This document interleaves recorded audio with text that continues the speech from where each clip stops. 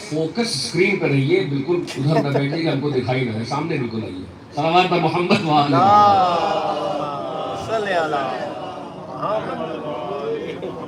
شکریہ، جزاک اللہ. تو اب قرآن مجید آپ کے حوالے.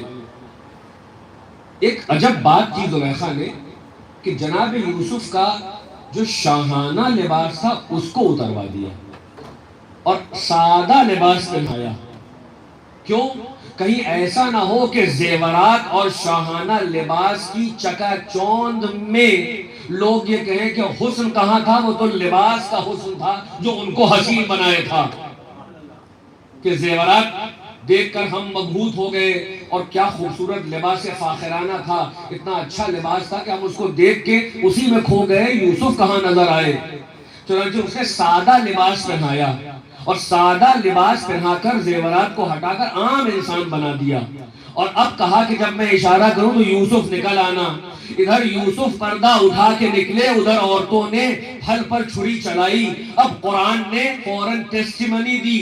فَقَطَّعْنَا أَيْدِيَهُنَّ، بجائے پھلوں کے اپنی انگلیوں کو کاٹ دیا انہوں نے.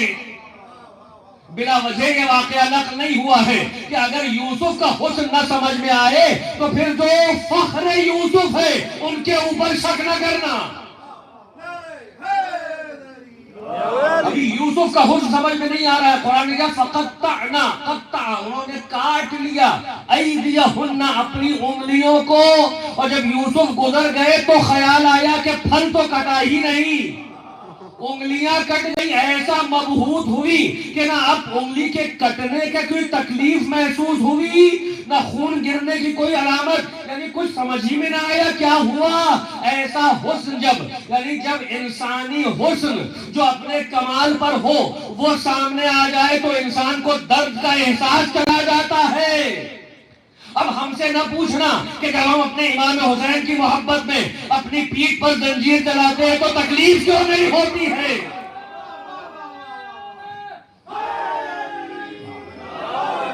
اس لیے کہ جتنے بھی لوگ ہیں، یہ ہے جمال کا کام.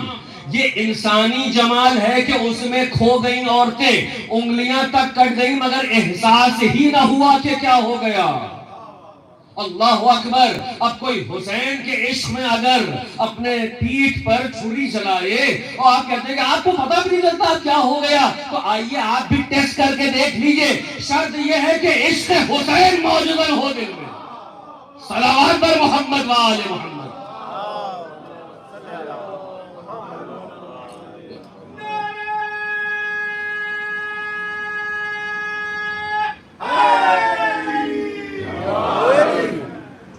اب میں یہی سے دیکھیے استدلال کر رہا ہوں کہ جب انسانی حسن میں یہ جاذبیت پائی جاتی ہے، جب انسانی حسن اتنا امبائب کر سکتا ہے، اٹریکٹ کر سکتا ہے، تو پھر حسن حقیقی. اسی لیے خاصان خدا جب حسن حقیقی کے سامنے آتے ہیں، اللہ جمیل ویحب الجمال، اللہ سے زیادہ کون خوبصورت ہوگا.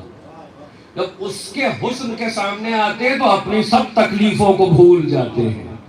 چنانچہ باب مصائب میں آنے سے پہلے امام حسین کا کی دلیل ہے کہ قاتل سر کو قلم کر رہا ہے، حسین محو جمال خدا ہے.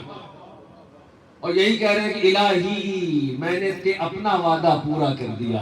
یہ ہے انہماک اور یہ ہے کنسنٹریشن کہ یہ بندگان خدا وہ ہیں کہ جب یہ جمال حقیقی کے سامنے آتے ہیں تو دنیا ان کے سامنے سے غائب ہو جاتی ہے.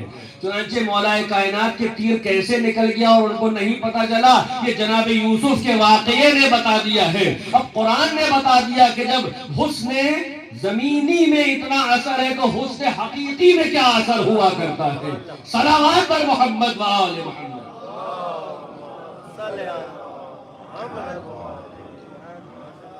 جزاک اللہ. میں جہاں تک آپ کو لانا چاہتا تھا کہ آپ سماعت گرم ہیں، جہاں سے کل کو بات کو چھوڑا تھا بس وہیں سے وہ تشنا ہے ٹاپک. کیا آپ نے دیکھا کہ بسم اللہ الرحمن الرحیم میں اللہ نے استعانت مدد دلوائی ہے اسم خدا سے. یہ نہیں کہا کہ باللہ الرحمن الرحیم، اللہ سے جو رحمان الرحیم ہے، بلکہ اللہ کے نام سے مدد جو